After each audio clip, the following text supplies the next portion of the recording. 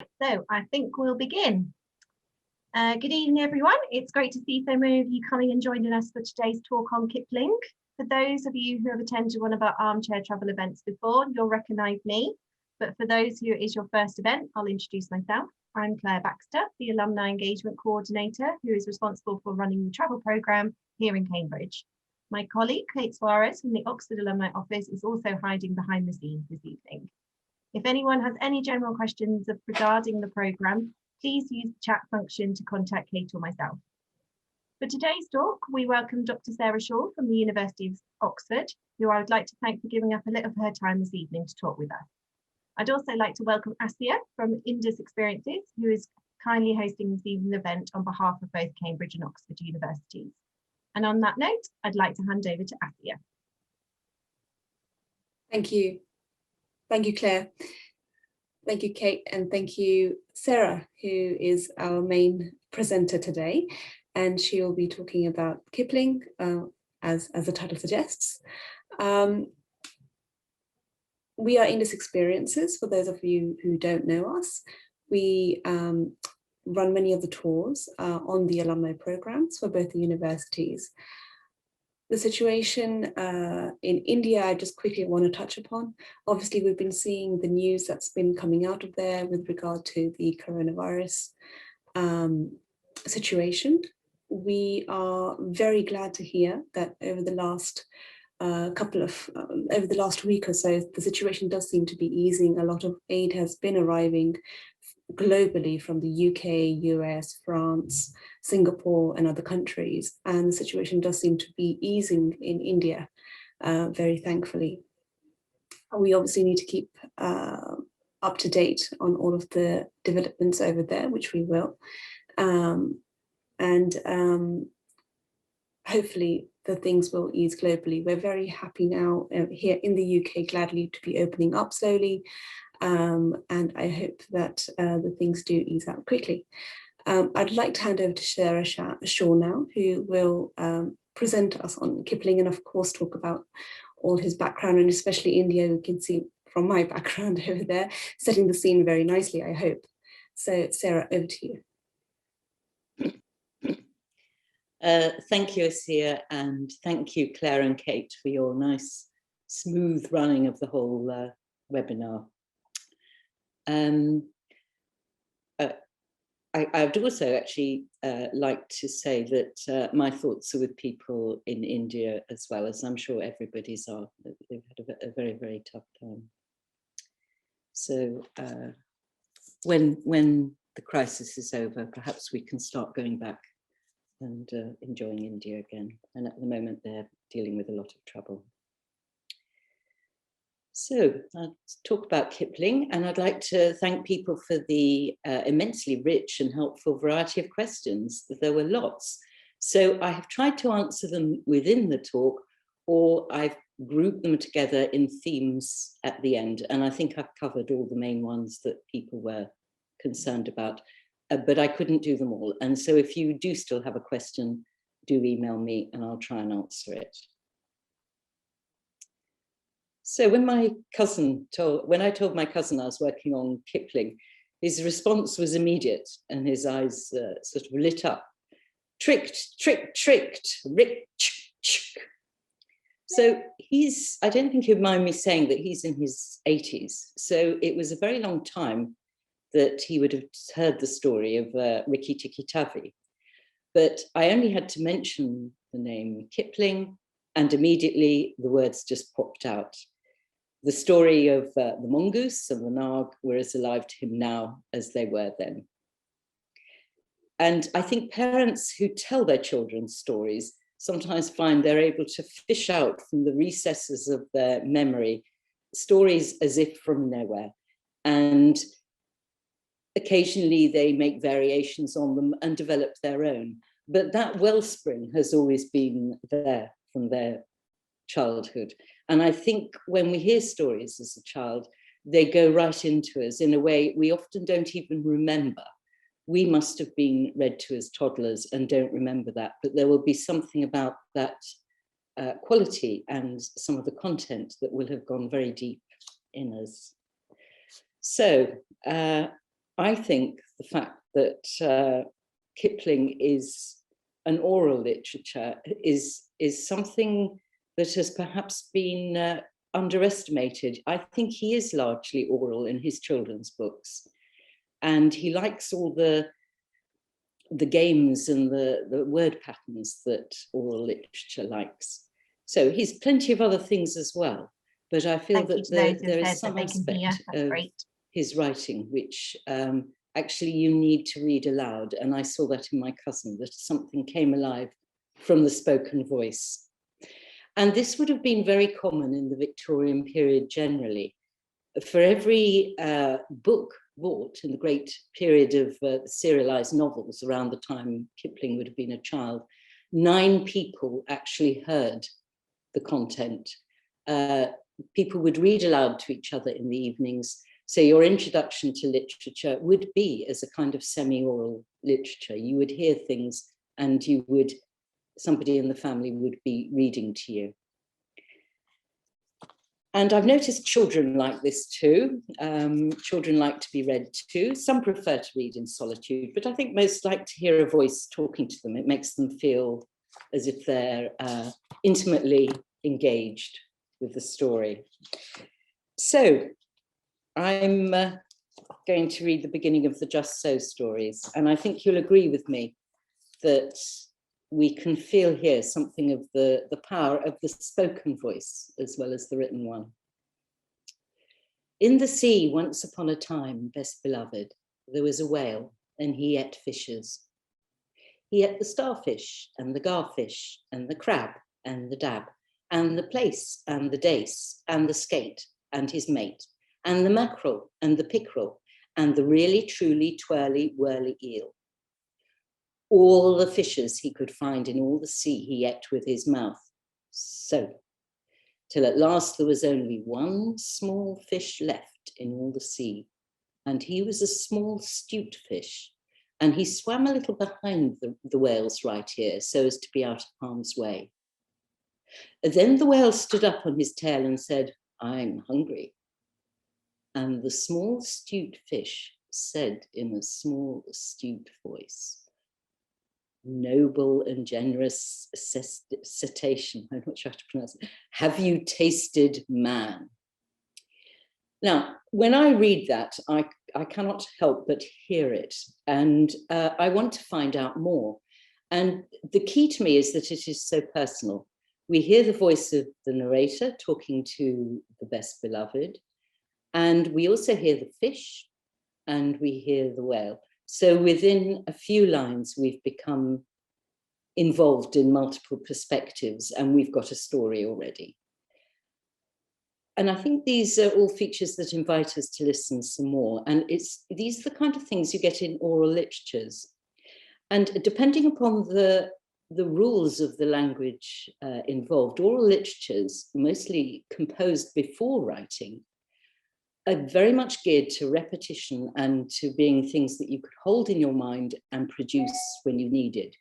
So they have a lot of things like repetition, internal rhyme, what's called redundancy, the same word in effect in lots and lots of accumulated forms, and assonance. Oral literatures from Homer to Beowulf to bedtime stories play with words, patterns, refrains, and repetitive formulae, reacting to one another like patterns in a piece of gamsey, or repetitive curves in a woven piece of cloth. The spoken voice is enjoying itself in the rhythmic movement of the words. And I think something of this is happening in Kipling too. And this is interesting because, of course, Rudyard Kipling's introduction to oral literature was one of his formative influences. He was born in 1865 to parents who lived and worked in Mumbai. And his father, Lockwood, was a distinguished artist and teacher. And he was the subject of a very good exhibition at the V&A a few years ago. His relationship with his parents was very warm and happy. But the care, as was customary at the time, was handed over to his Ayah. And this was a Goan Roman Catholic woman, actually. And also his bearer, Mita, a local Hindu. So when he took his first steps and started saying his first words, he would have been in their company, not his parents. And the Ayah would sing to him and tell him stories and encourage him. And so she would have been the first person that he really engaged in conversation with. And Ayahs gave a great deal of emotional warmth and security to children in British India. And the bearer would be a very important presence too, as a friendly, avuncular figure. So Hindi was actually Kipling's native language.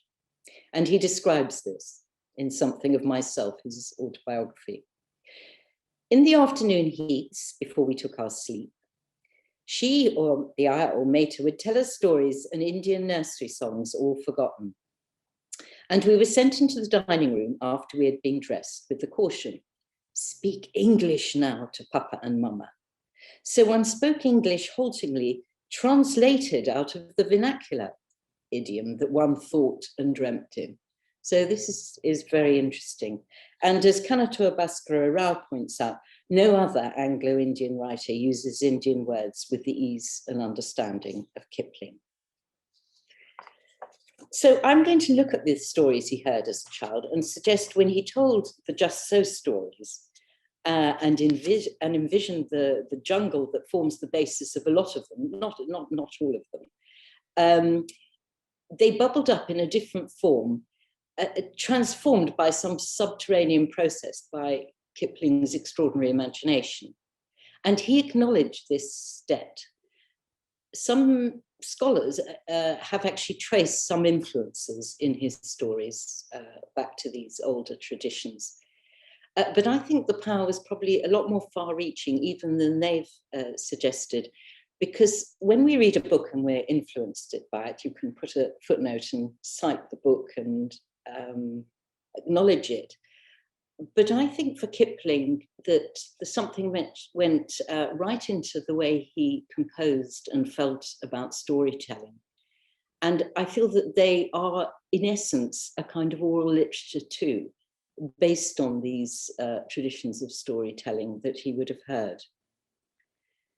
And I think this is evidenced in the way that the rhythms and the excitement and the fun of the sort of songs and the poems translate so easily into film and various animations and all our favorite Kipling depictions. It's almost as if there is something a bit living about them that moves very quickly into these genres and medias. Now, he told the Just So stories to his best beloved daughter, Effie, or Josephine, before her sudden and sad death. She liked everything just so, exactly the same. They were living in Vermont, which was a very happy time for the family, and the author started to entertain her with bedtime stories. Now, as if by homing instinct, he seems to have become attuned to his own childhood, and I feel to the tales he heard from Meta and his Ayah. They'd, in a way, given him an initiation into this immensely rich pool of stories. There's a collection called The Ocean of Story in India, very mobile, fluid stories that move from various religions to other religions, different kinds of castes. And I think he in some way tapped into this when he told the Just So stories. So I'm going to suggest a few features of these stories that we also find in the Just So stories and in the Jungle Books. And I'll leave you to decide whether you agree with me and perhaps look at the stories again and see what you think. Now, in Kim, which is 1901, the Lama, the Buddhist Lama in the story, tells his young friend Kim a Jataka. And in fact, there is only one in Kim, but in the first draft, there were quite a few. Kipling loved them and wanted to have them all over the novel. And I think a rather wise editor suggested he took some of them out.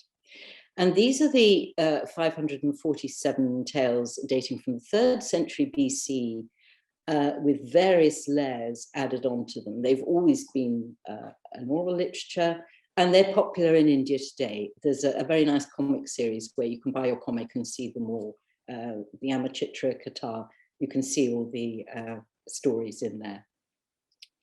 And they tell all the different lives of the Bodhisattva, the Buddha to be, as he struggles to find the qualities he's going to need for Buddhahood.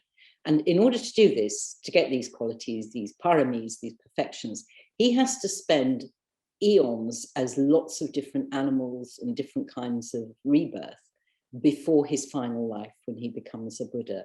So he's a lion, a fish, a mouse, or a monkey. And he has all these adventures, and he's got to try and develop qualities and find the independence and compassion to be a Buddha in his final life. Now, Kipling was very aware of rebirth doctrine, and in the finest story ever told, and in Kim, he explores it quite a bit. I don't think we see it apparently in the Jungle books, but as I will say, there is a little bit of it there, and I will talk about that at the end. But what is characteristic of the Jatakas and all the Indic story traditions is this preoccupation with Dharma, this sense of law. How do people fulfill their svat dharma, their personal dharma of their caste and their station or their species? But how do they fulfill the needs and requirements of this dharma that is a higher law?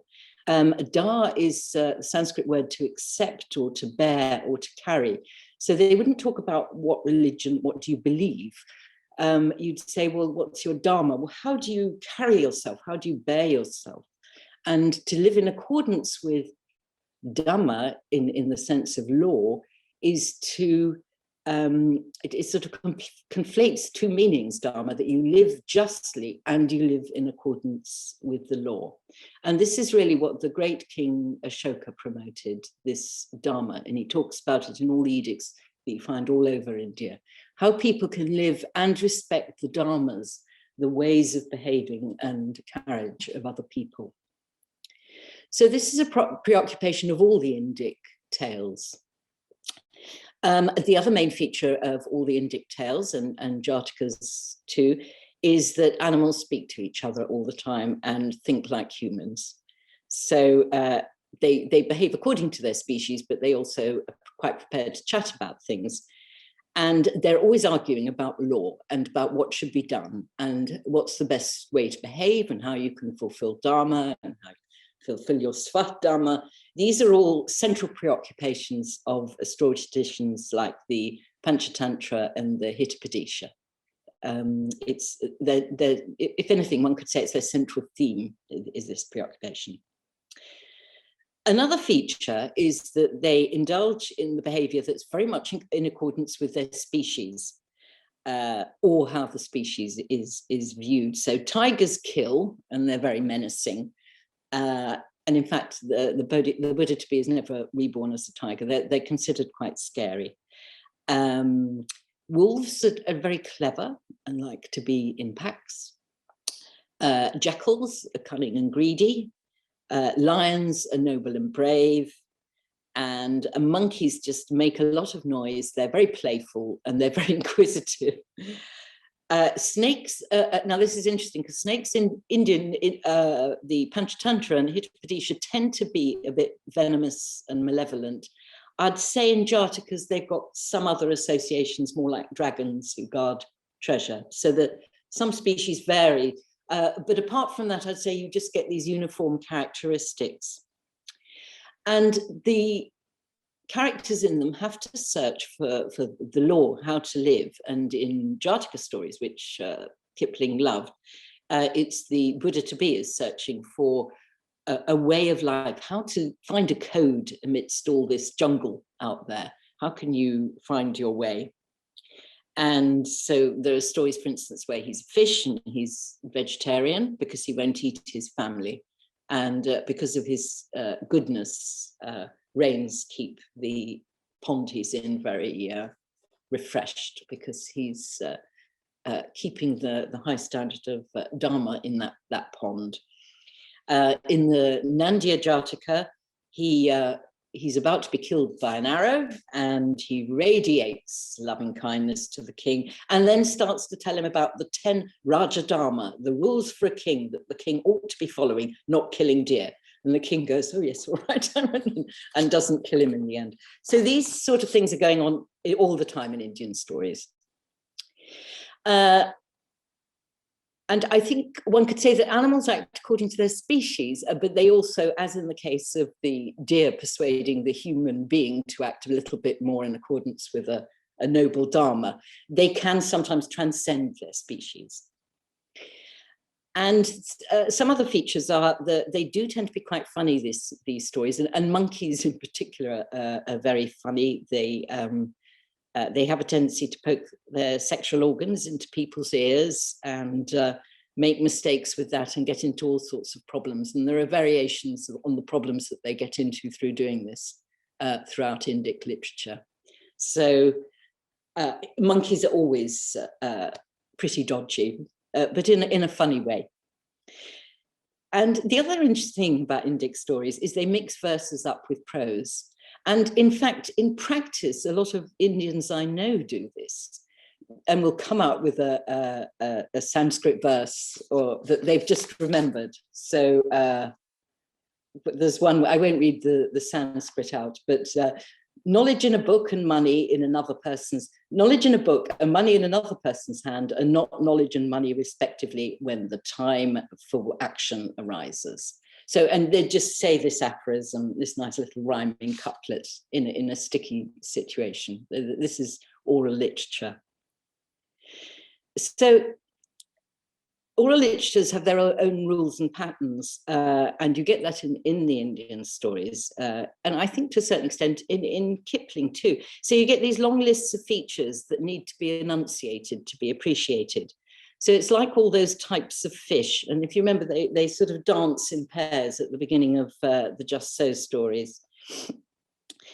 In oral literatures with inflected languages, you get verses building up in that sort of way with the same ending all the time. Kipling is obviously, English is not an inflected language in that way, so he tends to use rhyme, but there is a sense of rhythm and repetition constantly sustaining an oral literature.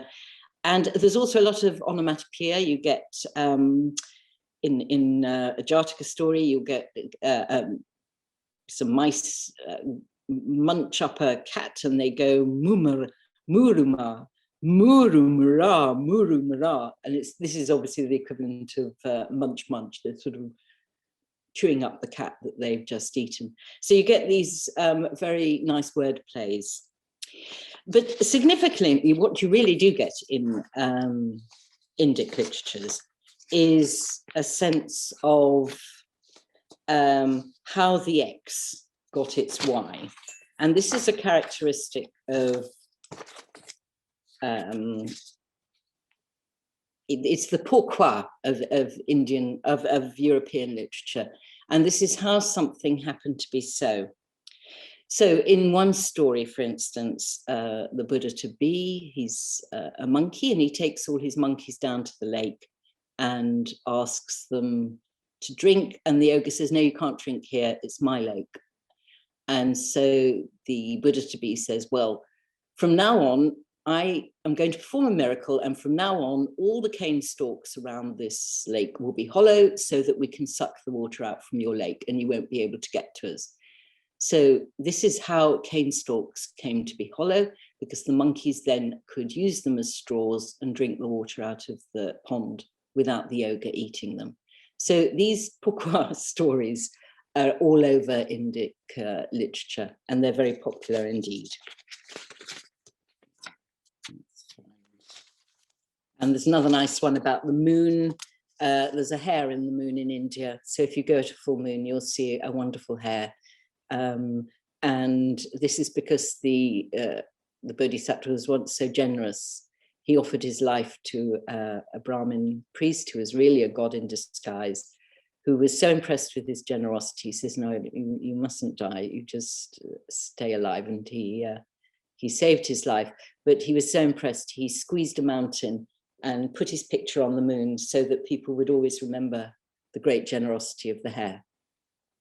So we have these species behaving according to their svadharma, what they should be doing, but also so often transcending them. And I think this is the main preoccupation of the Indic story traditions. I don't want to overgeneralize, but you do feel when you read Panchatantra, Hitopadesha, the Jatakas, that people are always just looking for law, dharma. What's the right way to live? What should I be doing? And they're having arguments with other people about it.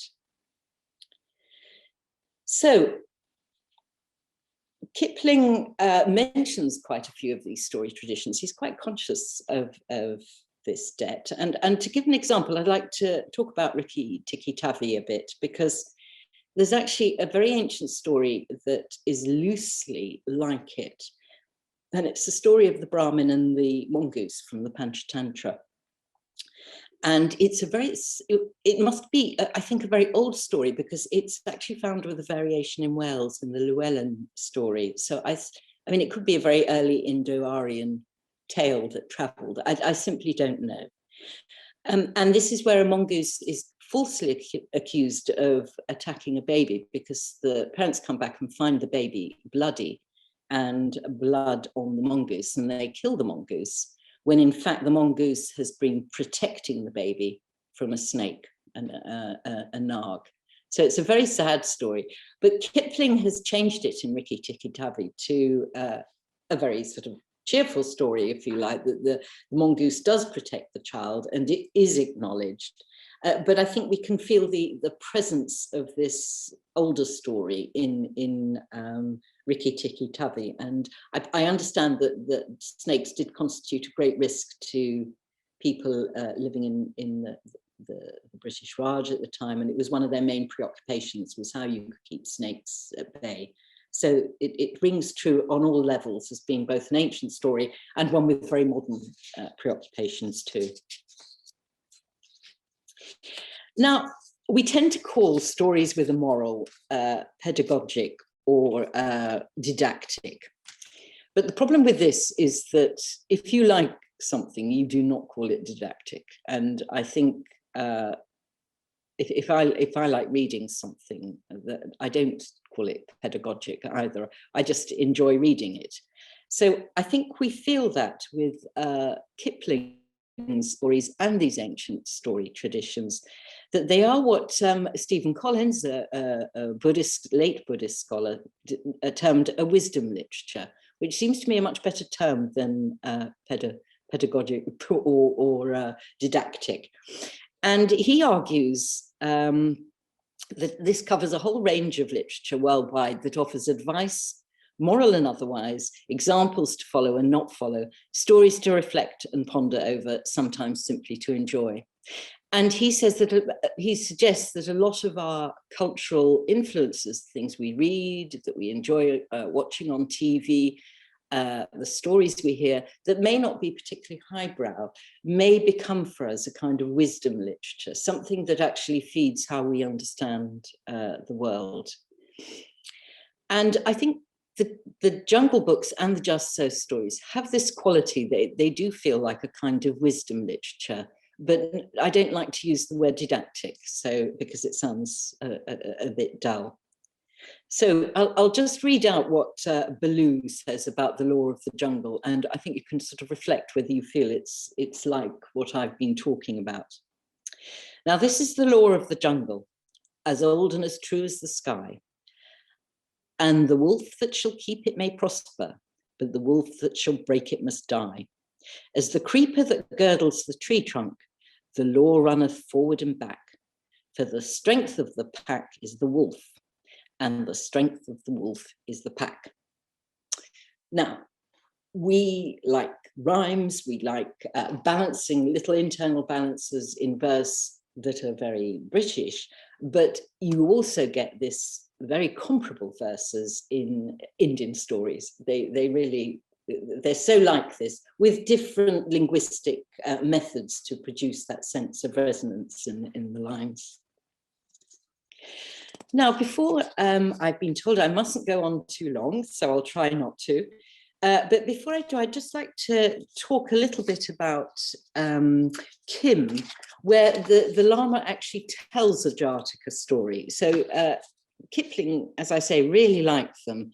And he actually had a very deep understanding of Buddhist principle, as did his father. So if you can't travel this summer, I do suggest when Bateman's opens to go and have a look at Lockwood Kipling's beautiful plaques, low relief plaques illustrating Kim. And they show, in fact, also a very subtle understanding of how Buddhist imagery works in visually, so that we see the iconography that you would see on a Buddha image. Lockwood sort of hints at it. He sort of gives a nod to it in his depictions of the Lama, and they are very interesting. There's a cartwheel behind him in one of the last pictures, and it is really a 12, if you count, you can't actually see all 12 spokes, but you can work out it is probably a 12-spoked wheel of dependent origination, Paticca Samappada. And there is also a wheel of life mentioned in the story in addition, which is the 6 realms of rebirth. And Lockwood has a very sophisticated deployment of a Buddhist iconography, really, in his depiction of the Lama. And in Kim itself, when Kim gets, the Lama gets angry at some point and is very ashamed of himself afterwards, and he defines it in terms of Paticca Samappada, dependent arising, the wheel of becoming, where mental states lead on to, one mental state leads on to another, and to another. And he describes it very precisely. So Kipling did understand Buddhism, and he knew what he was talking about. And the reason I want to mention that is because I said at first that the Jungle Book doesn't seem to have much interest in this sort of sense of rebirth between different realms. But there is one story in the second Jungle Book, which you think, what on earth is this story doing here? It's nothing to do with the Jungle Book. But actually, I hope it will become clear that it is. And that's the story of Puran Bhagat. And this is, you may remember this from the second Jungle Book, where Kipling tells a tale of a prime minister, a Brahmin prime minister of a Northwest Indian state, who decides to follow the traditional Indian path of, after the first 3 stages of life, where you go through your apprenticeship, then householder, having a position of power, he then goes to be a sannyasin. And in Indian life, there is supposed to be 4 goals. So we have karma, sense, pleasures in things like marriage and children, enjoyment, artha, which is wealth or power, and dharma, which I've been talking about, living in accordance with the law. And these are the sort of underpinnings of a good Indian lay life. But the 4th stage, as the sannyasin, is to find moksha, freedom. And this is what Kim's Lama does at the end of Kim. If you remember, he finds the peace, his quest finds its goal. And Puran Bhagat in this story does this, and he goes off to the Himalayas to practice on his own and meditate. And the villagers soon see, he doesn't tell anybody his status, he keeps completely anonymous. And the villagers soon recognize his worth and give him a lot of food for support. So he just lives very happily in communion with the animals. And this is the traditional Indic way of interacting with your environment. An ascetic would receive food and alms, but he would actually, through his meditations, and Kipling describes him uttering his mantras and his different meditations, he will actually become more attuned to the world than people who perhaps are living more obviously in the world. So he starts to become very attuned to his natural environment. The animals all support him and come and sort of look after him. And it's a very wonderful depiction of the solitary ascetic, the meditator, actually becoming more attuned with the world than the person who's preoccupied with all business and activities. And what happens is one night it rains very badly. Puran Bhagat thinks, oh, this rain is bad, but he goes to sleep. And then in the middle of the night, he's woken up by one of the Himalayan langurs, the monkeys, who's really insistent. He's trying to wake him up and to get him to alert. And he thinks, well, what's going on? And the monkeys all indicate to him, and they don't speak. This is a very different kind of story. and they pull and pull him, and then he realizes that the whole of the village is going to be engulfed with water, the flood water from the rains. So they all run down together, the Purim Bhagat and the monkeys, alert the villagers, save everybody's life, and then he returns back to his mountain eyrie, and he practices. The villagers are obviously very, very grateful, and he goes back to practice meditation, and then he's found dead there one day, and everybody says, well, he's obviously found moksha. This is freedom from rebirth. Now, I remember reading that and thinking, well, this isn't like the Jungle Book at all. These animals aren't chatting and things, but it's like he's taken the themes of the Jungle Book and actually translated them into a very human, literally narrative, more like a novel where animals don't talk but indicate. And he's changed it to show a being who's really fulfilled Dharma to its highest level. And Kipling understood this, and I think it's quite extraordinary that he had such a close appreciation. I read a lot of Anglo-Indian fiction at one time, and I don't think there was any other writer of the time who could have written a story like that. It really is quite remarkable. So, how did the writer get his voice? Well, as I think you've probably guessed by now, I think the writer found his voice because he listened. And I think he listened as a child. He heard the voice of his Ayah and of Mita. He would have heard that he went to the temples. He'd have heard all those rhythmic chants, the Sanskrit chants, and the patterns and the repetitions, the noises. And I think at some level, it affected him perhaps even more deeply. And he did acknowledge his debt. But I actually wonder if it affected in some ways the content and the style of these stories. This is not a great academic exercise here, so I haven't provided great substantiation. But I feel that when he put Effie to bed, and of course she sadly died shortly afterwards, I just feel he will have remembered himself being put to bed by his Ayah. And she was so kind to him, and I suspect something in him just naturally went back to the world of animals who chat to each other and nice explanations. So of why things are so. Children like that. why is an X like Y? And they like things that. I was talking to one of my students recently. I said, why did you like the Jungle Book? And he said, oh, it was so nice. He just got away from adults and, children in the forest. He just thought it was a wonderful sense of being with nature. And I think Kipling communicated that because he had had such a warm engagement as a child. So that's why I entitled this little chat, How the Writer Found His Voice. Thank you.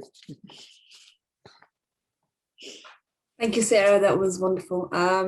You did transport me a little bit, and I remembered being in the lap of my grandmother, and she would tell me bedtime stories along very similar lines. Thank you. That was fantastic. I'm going to quickly now ask you the questions, because we did receive, I think it was over 70 questions on the topic. It was fantastic. I'm going to pick these up and ask them to you. And I am aware that we have 2 more questions in the Q&A. We'll try and get to them, but if we can't, I will pass them on to Sarah later and get those answered and come back to you for the ones who have answered here. That's Philippa and Anastasis. I hope I've said that correctly. And the questions I'm going to ask you, unfortunately, I don't have the names because I've kind of rolled the questions together. We obviously can't get to all 78 today. So as you've ended on the Ayah, let me ask you a question on the Ayah. And the question is, did the Ayah command respect? Okay. This was a very interesting question, and there were a number of variations on this. I am very interested in the Ayah since really thinking about this talk, because I'd always just taken for granted, well, she'd have been a nice person, like a nanny around. But it's clear her role was very all-pervasive for the child. And I would imagine the respect she received was context specific, but the question that was asked me, but how did it compare to the role of a nursemaid in the 19th century in Britain? And I don't know. I would say that how an Ayah was viewed would be very context specific. Unfortunately, some were not viewed with respect. They tend to be widows or single women who were perhaps very poor, and they would not have received much in the way of wages, but there would have been something for them. But I did look a little bit into it, and there used to be an Ayah house in the East End for all the Ayahs who'd come to Britain who'd just been dumped by their families, and some worked back to India, but some were actually destitute, and I found that very sad. And a Christian charity actually set up a house to look after them. There were about 100, 150. I hope that is the exception, but I don't know. I hope so, and perhaps we'll find out at some point. And I would like to see a really nice study of the Ayah. And if there is one, then I'd like to know about it. I will just quote Bridget Keenan, though, who wrote about her Ayah recently, and she says, this is in full marks for trying. She's just, Ayah Ma had been my support and protector, my dark guardian angel. In her eyes, I was incapable of doing wrong. And she used to spoil, I think, Bridget Keenan a lot. She writes, she recalls the loud, and in the book, she recalls loud screams on both sides when they were separated, because this was something that happened. You'd just be told on the day, right, we're going to England now, say goodbye to your Ayah for the last time. And neither party had known about this before. So this, I suppose, happened to Kipling. I just don't know. Maybe, but his parents sound nice, so I think there must have been more warmth there. But it wouldn't have been an easy parting, I would have thought. But I suppose it never is for nannies either. But I think they perhaps didn't get the respect they should. Thank you. The next question I'm going to ask: as an ardent fan of his works and a practicing Freemason, I should like to know your opinion on the influence that FM may have had on Rudyard Kipling's thinking and thus his literary works. Yes, I think this is very interesting because quite clearly there was an effect. The Jungle Book is in part affected by a novel which actually had a Freemasonry of lions, and so there was that. But I think at a deeper level, and this links into the questions some asked about the effect of the death of two of his children, Effie and of course his son in the First World War. I think he saw the Masonic lodges offering real refuge for people and a space where different religions could meet. In Lahore, there were Sikhs, Muslims, Hindus, Christians in the same lodge. And that must have been quite significant, I would have thought, to have that meeting place together. There are also some wonderful stories in Debits and Credits, and they're kind of curiously modern in a way that the problems there, that you get all these people sort of limping in literally at the end of the First World War to a lodge. And they're all obviously just so fractured, dislocated people who've lost family, friends, everything they knew. And it's quite clear that the Freemasons offered a real solace there. I think in the interest of the brethren, there's one man who just polishes the jewels because that's all he can do. But it clearly gives him some sort of therapy, just that protected space. So I think there is a big influence, yeah. Fantastic. Next question, rather controversial maybe. Was Kipling a colonist? Could you say something about if this is just about colonism or about something deeper? And would you say something about the context of it? Okay, so I will take that sort of quite a lot of questions, and there were a few, actually not as many as I thought there might be, on was Kipling a colonialist? And I'll deal that and then move on to if. And this is not, colonialism and post-colonialism is a very complex study, so, and it's not my area of research, but I sort of distilled the questions down to about four main categories people asked them. Was he a colonialist? And I think, yes, he was. He was born to a colonial family, but he was a very critical one. You could read even Plain Tales from the Hills and think he was somebody who was actually against colonialism. I mean, the dice would go either way, but I would say he was deeply critical of colonialism too. He was a more complex man than people credit him. Was he rude about the Indians and other races? Yes, he was, and sometimes objectionably. I think that is the case sometimes, but not as often as people think. He's far more often appreciative and far more often able to see strengths that were other people couldn't see at the time. Was he objectionable about the British? Yes, much more so. I'd say more than he's ever objectionable about Indians. I'd say they really are a target for some of his most satiric stories and bitter comments in Plain Tales from the Hills. And he basically, I mean, he was sort of drummed out of Lahore. That's the impression. Shimla, sorry. He was drummed out a little bit, that people just got rather fed up with him being so critical. But he did understand, and the last sort of question that came, did he understand and love Indian culture? And that is just, I hope, fairly self-evident. And I think it's interesting to address these issues, because I read a book on the influence of Indic religions on English literature. And the person who was writing the introduction said, we have excluded Kipling from this book because he is a colonialist. And they cited Side and no Kipling book. And I thought that's not a fair trial. And it also doesn't make it such a good book. But he really is one of the few writers who actually understands Indian society and Indian culture and the language, and is far more sympathetic than people suppose. Now, I asked a friend of mine, Professor Partamitta, what his comments would be about Kipling. And he basically, I think, would agree with most of the things that I said. There were objectionable features, but by and large, few writers approached him. And he wrote something he said something very interesting in an interview with Keith Moxey. So I'll just quote it. Colonial discourse represents cultural intersections as a linear process. It's like the waterfall.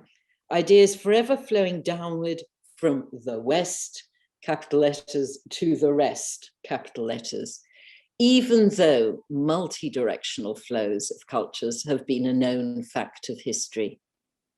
Suppose we look at such encounters as a product of reciprocity. And he suggests that we need to look at post-colonialism. He works on art history in a much more nuanced way as almost confluences of water, if you like, or irrigation systems, where the cultures are feeding into each other as they always have done. And he sees a danger in this one-sided discourse. But I think that's all I'll say, because this isn't my field of expertise. Oh, and I'll go on to If. Now, If is interesting. The actual context, the literary context, is the others wonderful books, Puckapoot's and Rewards and Fairies, where Dan and Una really find out about their heritage. They are remarkable books. And If is he keeps this method of mixed poems to give emotional weight to stories throughout his children's literature. And If is in a story about Brother Squaretoes, and basically the children travel in time, in effect, to meet people from the past, and they meet a smuggler from 1793 who's just been to the States. And the story is that he's arrived in the States, and he's talking about George Washington, who were just after the American Revolution, so this is late 18th century. And everybody wants George Washington to join the French against the British in the war. And George Washington stands aside from that and said, no, I'm not going to join in. And If is the sort of emotional counterweight to that. I think Kipling himself said it was related to some raid in the South African War, which looked a bit disreputable to me. So I prefer to look at the context within it was a very sort of messy raid, the Jameson raid in the South African War. So there was some external context, but the context within the stories is this George Washington standing on his own. And I mean, I've seen if in all sorts of contexts. I saw it once on the door of a loo in a Buddhist temple. You know, people relate to it, and I think it transcends anything that is context specific, and it is obviously far more than colonialism, as Kipling was. I would say Kipling couldn't help but be a colonialist, but he transcended his species a lot of the time. And I think If is an example of him transcending his species at that time. Fantastic. Next question. Kipling stories were part of my childhood. Are they also a feature of children of Indian origin? Well, I've been doing a straw poll on this and asking Indian friends, and I would say older Indian people have a much deeper knowledge of Kipling than British people often. And they also all know If, and somebody's put on the chat, I just caught it, it was voted the nation's favourite poem, which I think it is justifiably so, even though it may not be fulfill literary standards of what constitutes a good poem. I think it's very much an oral literature poem, isn't it? If you learn it and you can kind of say it in the time of need. And I think Indians tend to like, the ones I know tend to like stories that sort of have that sense of reverberation, if you like. So I'd say older people I know do know Kipling very well, and they're not blind to his faults at all, but they still like him. I think that would be a fair assessment. I don't want to present anything wrongly. I think that would be a fair assessment. Young people, I think, know him less, but they do know If probably, and they read the Jungle Book. Fantastic, thank you. Next question is, who did Kipling base Kim on, and did he know a child like him? Well, I would recommend here Peter Hopkirk's book on Kim. I can't remember what it's called, The Great Game, I think he calls it. And he goes through all the different ways that Kim could be Kipling, which is, of course, is the obvious conclusion. Kim is a child who kind of rather curbs against the rules and has a very charming and engaged relationship with local life and local people. And it inevitably begs the question as to whether Kim was Kipling. I don't know. We certainly don't know of a child, I think, that he was based on. The Lama does seem to be based on an actual Tibetan Lama that they knew in Lahore. Or was it Shimla? I think Lahore. But I don't know whether Kim is. But I'm not an expert on Kim, so I will express myself cautiously. Sure. Thank you. Next question, and I think this will be the last one before we end today's session. So here goes. Where did Kipling get the names of his protagonists? Yes, I was quite surprised to see this question because, in fact, the names, but it is an interesting one. The names of a lot of his protagonists are in fact Sanskrit or Hindi names for various animals. So a nag is a snake in Sanskrit and in Hindi. It's a very traditional word for a snake. Now, a kala nag is actually a black elephant, because naga is also a Sanskrit word for an elephant, a very ancient one. And Kipling actually says, oh, it means black snake in the story. But in fact, the roots of that nag would probably be for an elephant. A naga is an elephant. Hatti is the more usual word for an elephant. And of course, we get a hatti in the stories. The one that intrigues me is Arkela, and it may be that people have done research on this. I haven't. But there are a lot of Sanskrit words to do with eka, or one. And I think it would translate the E and the A, the initial E and A tend to move around a bit. So I would have thought it would mean, Arkela would mean solitary one, but I suspect somebody's done a doctorate on it somewhere. It looks to me like a word meaning solitary, I would suggest, but that is a guess, really. But it is interesting looking at his names, because I think they're sometimes quite funny, and they're just very memorable, aren't they? Fantastic.